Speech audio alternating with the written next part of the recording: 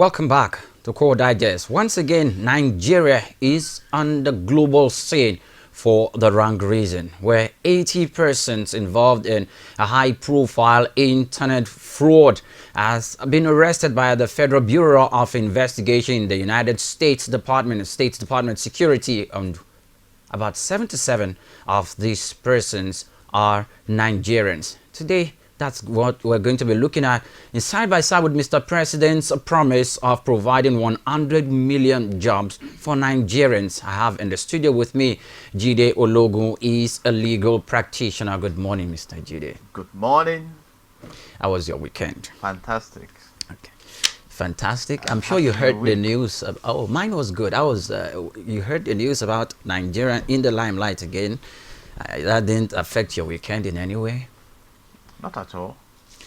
Okay, so what do you make of this new not so new though, but new in the sense that the level of this case, that is high profile case, and it's a syndicate, well connected, operating globally. Nigerians, internet fraud. You know, the first thing we need to establish is the crime is a global concept. So how nations are involved is a different ball game. And of course, in this particular case also, it is indeed a global crime. And having said that, you can look at the intelligence aspect of the crime involved. Like from the criminals? From the angle Alleged. of the accused. Accused, okay. And what that tells us is that perhaps if this intelligence has been channeled to a productive direction, we should not be named in the crime world. And I will explain that.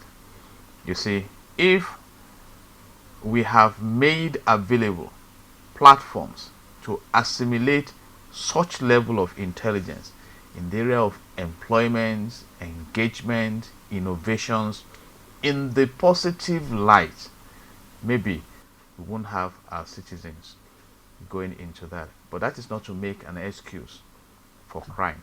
And secondly, we need to appreciate how the United States of America, in collaboration with other governments, have done thorough investigation.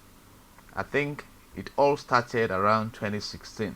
They've taken their time to really dig on the ground before coming up with the arrest of this accused person. And if you look at the antecedents of these foreign countries and their resolute stance to cleanse their environment of criminality, you can be sure that justice will be delivered. And that brings me to the case of the former governor of Delta State, Governor Ibori, His Excellency, then, who escaped all the long and short arms of the law in Nigeria, but he was jailed for 13 years in the UK.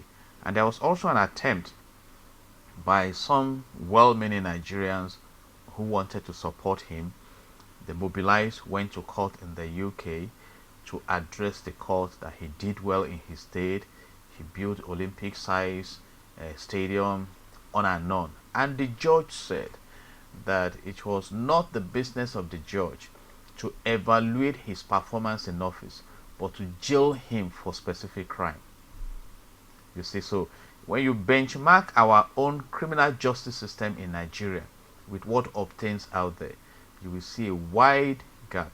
And perhaps sometimes when you think you can go scot-free with crime in your country, it may not be the same in another country.